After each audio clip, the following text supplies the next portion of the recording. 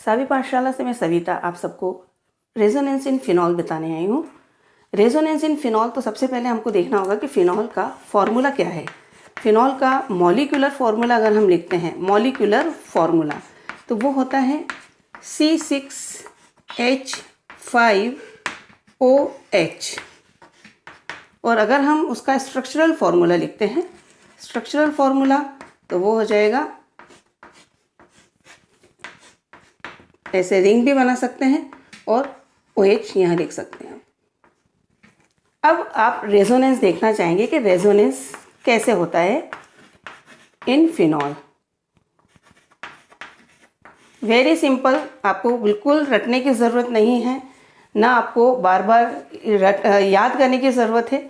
आप सिंपल एक लॉजिक समझ लीजिए। सबसे पहले तो आपको ये देखना है कि फिनॉल का फॉर्मेशन कैसे हुआ। फिनॉल का फॉर्मेशन करने के लिए आपको सबसे पहले ये मालूम होना चाहिए कि बेंजीन का फॉर्मूला क्या होता है। ये हो गया आपका बेंजीन का फॉर्मूला। अब बेंजीन में आप यहाँ देख रहे हैं कि एक हाइड्रोजन रिप्लेस हुई है OH ग्रुप से। हाइड्रोक्सिल ग्रुप जो कि फंक्शनल ग्रुप है, वो इसमें से एक हाइड्रोजन को रिप्लेस करता है और उसमें अटैच हो जाता है। तो आप यहाँ पे कैसे दिखाएंगे, -H करेंगे और यहाँ पे करेंगे +OH।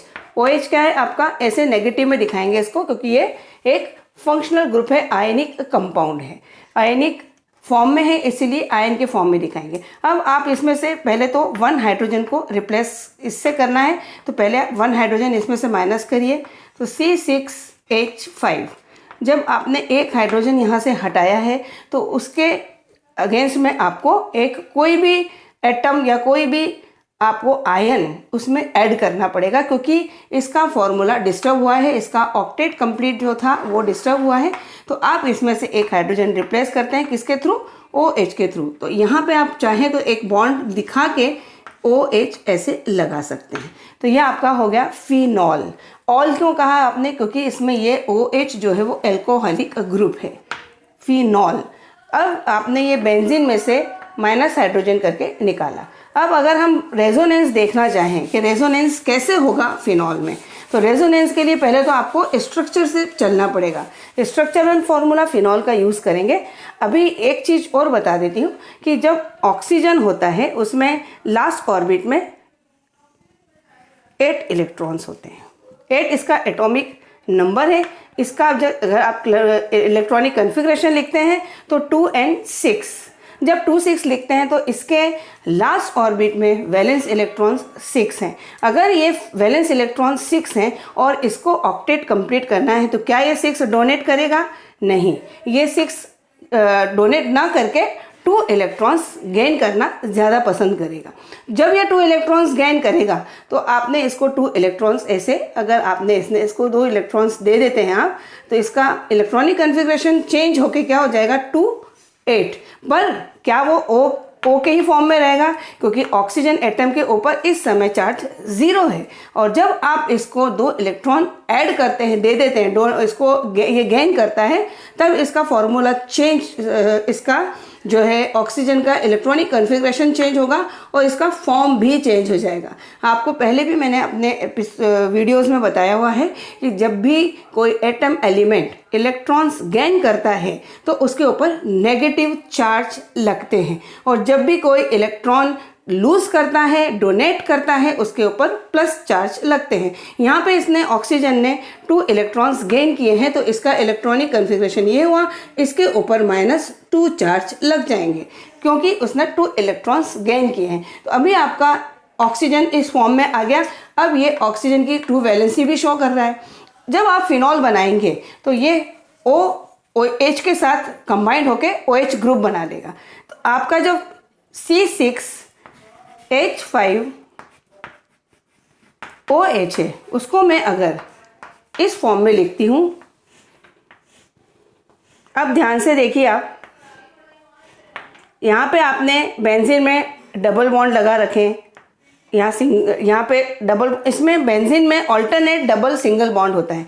अगर यहाँ आपने डबल बॉन्ड लगाया तो यहाँ सिंगल होगा, यहाँ डबल बॉन्ड लगाया तो यहाँ सिंगल होगा, यहाँ डबल बॉन्ड लगाया तो यहाँ सिंगल होगा।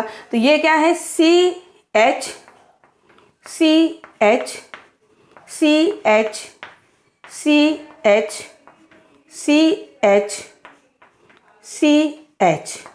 अब ये जो H मैंने डायरेक्ट लिखा है वो एक्चुअल में बॉन्डिंग से अटैच्ड है। तो आपके कार्बन इसमें कितने हो रहे हैं, C6, और हाइड्रोजन कितने हो रहे हैं, टोटल 6।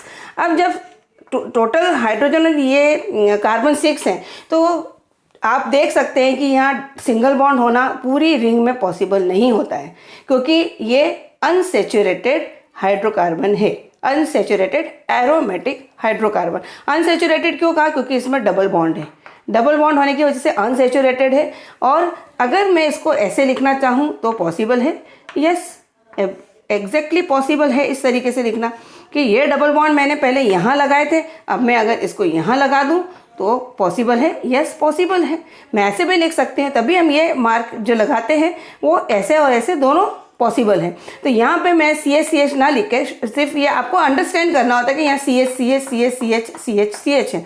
आपको पता है कि कार्बन की वैलेंसी 4 होती है, तो यहाँ हाइड्रोजन से 1 2 3 4, इसी तरीके से ये कार्बन की 1 2 3 4, ये कार्बन की भी वैलेंसी 4 होना चाहिए, 1 2 3 4, इस कार्बन की भी वैलेंसी 4 है, यस 1 2 3 4, ये कार्बन की भी वैलेंसी 4 है, 1 2 3 4, इधर से ये कार्बन है, इसकी भी एक हाइड्रोजन से इधर वैलेंसी पूरी हो रही है, 1 2 3 4।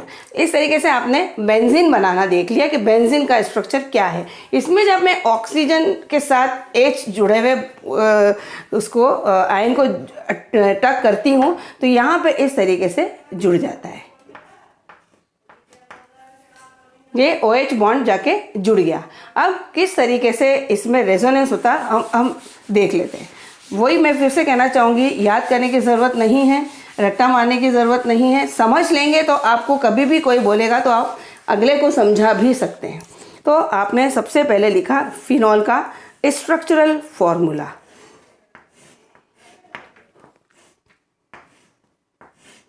यहाँ पे आपकी ऑक्सीजन जुड़ी हुई है और ऑक्सीजन के साथ यहाँ पे हाइड्रोजन जुड़ा हुआ है। जब हाइड्रोजन ऑक्सीजन आपस में बॉन्डिंग करते हैं तो यहाँ पे इसके पास 2 इलेक्ट्रॉन रह जाते हैं, किसके पास, ऑक्सीजन के पास, क्योंकि इसके लास्ट ऑर्बिट में कितने इलेक्ट्रॉन है, 6 इलेक्ट्रॉन है। एक इलेक्ट्रॉन इस हाइड्रोजन के साथ शेयरिंग में चला गया, एक इलेक्ट्रॉन इस कार्बन के साथ शेयरिंग में चला गया, तो यहाँ पे कितने हो गए 2। और यहाँ पे जो है ये एक लोन पेयर है और आपके यहाँ एक और लोन पेयर है, तो टोटल इलेक्ट्रॉन कितने हो गए 1 2 3 4 5 6। इसको 2 इलेक्ट्रॉन्स और चाहिए, तो ये कैसे फुलफिल किया इसने, इस कार्बन से शेयरिंग करके, इस हाइड्रोजन शेयरिंग करके इसने अपना ऑक्टेट कंप्लीट किया।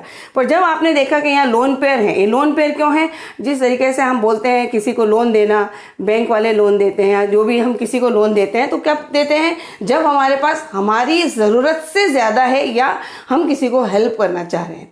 तो यहाँ पे क्या है, ऑक्सीजन को ज़रूरत ही नहीं है, हाइड्रोजन के साथ उसने शेयर किया, कार्बन के साथ शेयर किया, उसका ऑक्टेट कंप्लीट हो गया, 8 इलेक्ट्रॉन्स लेके बैठा है। पर ये पेयर जो है वो यूज़ नहीं हुए हैं, वो लोन दे सकता है, वो किसी को हेल्प कर सकता है, तो वो हेल्प करता है। और यहाँ पे जो कार्बन है, ये कार्बन जो है वो पॉजिटिव नेचर का है, और ये हाइड्रोजन और ऑक्सीजन के बीच में जो फोर्स है वो ये प्लस नेचर का है और इसके ऊपर नेगेटिव चार्ज ज़्यादा हो गया है, तो इनके बीच में अट्रैक्शन रहेगा। पर चूंकि ये कार्बन जो है वो इन इलेक्ट्रॉन्स को अपनी तरफ खींच रहा है, क्यों, क्योंकि ये प्लस नेचर का है। तो जब ये अपने इन इलेक्ट्रॉन्स को अपनी तरफ खींचेगा तो ये जो ऑक्सीजन और हाइड्रोजन के बीच, कार्बन और ऑक्सीजन के बीच की जो बॉन्डिंग है उसमें ये इलेक्ट्रॉन जाके शिफ्ट हो जाएगा, इस तरीके से शिफ्ट हो जाएगा। जब ये एक इलेक्ट्रॉन पेयर यहाँ शिफ्ट होगा तो आप सभी जानते हैं कि एक बॉन्ड में 2 इलेक्ट्रॉन होते हैं। जब एक बॉन्ड बना मतलब ये दोनों इलेक्ट्रॉन उतर के यहाँ पे आ गए। तो जब ये इस तरीके से उतर के आए तो यहाँ पे अब स्ट्रक्चर किस तरह का हो जाएगा, स्ट्रक्चर अब सेकेंड वाला इस तरीके का होगा। कैसे होगा, डबल बॉन्ड कर दो पहले, तो आपको पता है कि डबल बॉन्ड हो गया। यहाँ ऑक्सीजन है, इसका जो लोन पेयर है वो जा चुका है, इधर आ गया है। अब ये लोन पेयर बैठा हुआ है, ये हाइड्रोजन जुड़ा हुआ है इधर।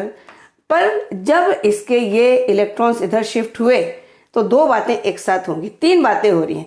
ये इलेक्ट्रॉन्स का यहाँ शिफ्ट होना, इससे ये प्लस चार्ज बना देगा, क्योंकि आपको मालूम है कि प्लस चार्ज क्यों आता है? जब इलेक्ट्रॉन्स डोनेट किए जाते हैं या हेल्प के लिए दे दिए जाते हैं। तो यहाँ पे इसने इस कार्बन को दे दिया, दोनों इलेक्ट्रॉन नहीं दी, ये अपने पास है पर एक इलेक्ट्रॉन ये इसको दे चुका है, शेयरिंग में इस तरीके से दे दिया उसने। तो ये हाइड्रोजन, ये दोनों एक दूसरे को अब क्या करेंगे? रेपल करेंगे, क्योंकि ये भी प्लस चार्ज है, ये भी प्लस चार्ज है। इसीलिए कहते हैं कि फिनॉल एसिडिक नेचर शो करता है। और एसिड कौन होते हैं? जो पॉजिटिव आयंस मतलब हाइड्रोजन आयंस देते हैं वो एसिड कहलाते हैं ऑर्गेनिक कंपाउंड्स में। तो आपने जब ये इसने एक पेयर इधर शिफ्ट किया तो यहाँ डबल बॉन्ड हो गया, इसके डबल बॉन्ड होते ही यहाँ पे पॉजिटिव चार्ज चढ़ गया, क्योंकि अभी ये इलेक्ट्रॉन कम है, इसके पास डेफिशिएंसी हो गई इलेक्ट्रॉन्स की। पर अभी आप यहाँ पे जो डबल बॉन्ड लगा हुआ था ये पॉसिबल नहीं होगा, यहाँ पे जो डबल बॉन्ड था इस कार्बन का डबल बॉन्ड यहाँ पे पॉसिबल नहीं है, क्योंकि अब ये रहेगा तो फिर कार्बन की वैलेंसी कितनी हो जाएगी? अगर ये यहाँ रहेगा तो 1 2 3 4 5 तो होती नहीं है, कार्बन की वैलेंसी 4 होती है। इसीलिए अब ये डबल बॉन्ड जो है इसके साथ इस नेक्स्ट कार्बन के ऊपर शिफ्ट हो जाएगा, नेक्स्ट कार्बन के ऊपर शिफ्ट हो जाएगा। तो दो बातें एक साथ होंगी, ये पेयर इधर शिफ्ट होगा, बॉन्ड बनाएगा, और जो बॉन्ड था वो लोन पेयर बनाएगा। तो बॉन्ड ने लोन पेयर बना दिया, तो यहाँ पे कार्बन के ऊपर दो लोन पेयर आ गए। ये कार्बन कार्बन जो है एज इट इज है, ये डबल बॉन्ड था, यहाँ पे डबल बॉन्ड आप एज इट इज लगा दीजिए, यहाँ पे डबल बॉन्ड था, ये double bond as it is लगा दीजिए। तो कोई चेंज नहीं करना है आपके इस फॉर्मूले में। इसमें क्या चेंज आया? ये फर्स्ट नंबर है, अगर ये सेकंड नंबर है तो आपका इसमें क्या चेंज आया? ये डबल बॉन्ड, लोन पेयर ने डबल बॉन्ड बनाया और डबल बॉन्ड ने लोन पेयर बनाया। नेक्स्ट फिर आपको सिर्फ यही थ्योरी याद रखना है, क्या? जो लोन पेयर है वो बॉन्ड बनाएगा, नेक्स्ट पे ही बनाता है, जस्ट अपने से बाद में ही वो बॉन्ड बनाएगा, और जो बॉन्ड है वो अपने से नेक्स्ट कार्बन पे लोन पेयर में कन्वर्ट हो जाएगा। तो ये आ गया आपका। अब आप इसको इस तरीके से लिखेंगे, ये ऑक्सीजन लगा हुआ है डबल बॉन्ड के साथ, ऑक्सीजन है, यहाँ पे हाइड्रोजन जुड़ा हुआ है, यहाँ पे लोन पेयर है इलेक्ट्रॉन के, ये जो है प्लस चार्ज हो गया है। अब यहाँ पे जो है ये इधर शिफ्ट हुआ, जब लोन पेयर ने बॉन्ड बनाया, ये बॉन्ड बना लिया और लोन पेयर बन गया बॉन्ड से, तो यहाँ लोन पेयर यहाँ आ गए, एज इट इज फॉर्मूला है ये। फिर नेक्स्ट पे जाएंगे, ये थर्ड नंबर पे आएगा। फिर नेक्स्ट पे जाओगे आप, क्या होगा नेक्स्ट पे?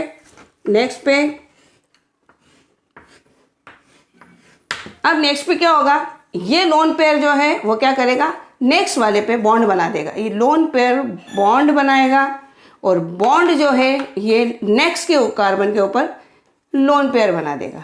तो दो काम एक साथ चल रहे हैं।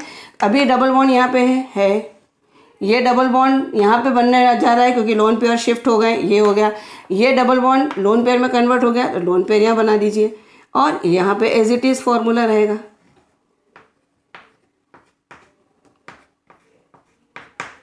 अब यहाँ तक आ गया, ये आपका फोर्थ नंबर का स्ट्रक्चर हो गया। नेक्स्ट आपको खुद समझ में आ गया कि ये लोन पेयर बॉन्ड बनाएगा और इसके पहले क्या है, यहाँ पे जो आपका ये डबल बॉन्ड था ये शिफ्ट हो गया। अब जब ये लोन पेयर यहाँ से ऐसे बनाएगा तो इसको वापस शिफ्ट होना पड़ेगा अपनी जगह पे। दो काम एक साथ चल रहे हैं, लोन पेयर बॉन्ड बना रहा है, बॉन्ड जो है वो लोन पेयर बना रहे हैं अपने से नेक्स्ट पे। तो इसका नेक्स्ट फॉर्मूला स्ट्रक्चर क्या हो जाएगा आपका? नेक्स्ट स्ट्रक्चर ये मिलेगा आपको।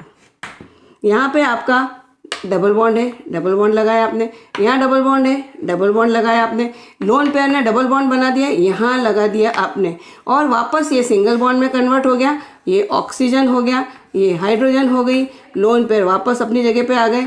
इस तरीके से यहाँ पे बॉन्डिंग हो गई। तो आपका ये फिफ्थ नंबर का स्ट्रक्चर है। अभी ये जो है ये और इसमें क्या फ़र्क पड़ गया? फर्स्ट वाले में और फोर्थ वाले में क्या, फिफ्थ वाले में क्या फ़र्क है? फर्स्ट फिनॉल के स्ट्रक्चर में और फिफ्थ फिनॉल के स्ट्रक्चर में सिर्फ इतना डिफरेंस है कि यहाँ पे डबल बॉन्ड था, यहाँ डबल बॉन्ड था, यहाँ डबल बॉन्ड था, यहाँ पे अपोजिट में चले गए, डबल बॉन्ड यहाँ यहाँ यहाँ। तो मतलब पूरा एक तरह से एंटी क्लॉकवाइज घूम गए, सारे इलेक्ट्रॉन्स और डबल बॉन्ड्स इस तरीके से एंटी क्लॉकवाइज घूम गए। तो आपका जैसे हम फिनॉल में अगर कहते हैं कि हमने रिंग लगा देते हैं, अगर हम ऐसे रिंग लगा के भी फॉर्मूला लिखते हैं बेंजीन का, या इसके ऊपर जो फिनॉल है उसको रिंग लगा के क्यों लिखते हैं, क्योंकि आप ये जो होते हैं ये कहीं पे भी रह सकते हैं, बस ये ध्यान रखना है कि ऑल्टरनेट होना चाहिए, double single double single double single. यहाँ पे भी क्या है, double single double single double single. तो आपका फर्स्ट और फिफ्थ जो है वो सेम है, जस्ट डबल बॉन्ड की पोजीशन चेंज हुई है। तो आपका ये रेजोनेंस इन फिनॉल हो गया। और जिस तरीके से यहाँ पे इसके ऊपर पॉजिटिव चार्ज चढ़ा था ऑक्सीजन के ऊपर, तो ये क्या होता है, हाइड्रोजन को रेपल करता है, पॉजिटिव पॉजिटिव एक दूसरे को रेपल करते हैं, तो ये इजीली हाइड्रोजन आयन के रूप में इजीली निकल जाता है और इसीलिए फिनॉल एसिडिक नेचर शो करता है। यही रीज़न है कि फिनॉल एसिडिक नेचर शो क्यों करता है, इसके पीछे रीज़न आपको देना होगा। आपको पहले पूरा रेजोनेंस समझाना होगा, रेजोनेंस समझाने के बाद आप इस स्ट्रक्चर को बोल के कह सकते हैं, इस वजह से वो इजीली हाइड्रोजन को डोनेट करके फिनॉल जो है एसिडिक नेचर को शो करता है। थैंक यू, बाय, अपना ख्याल रखिए, all the best for your exams.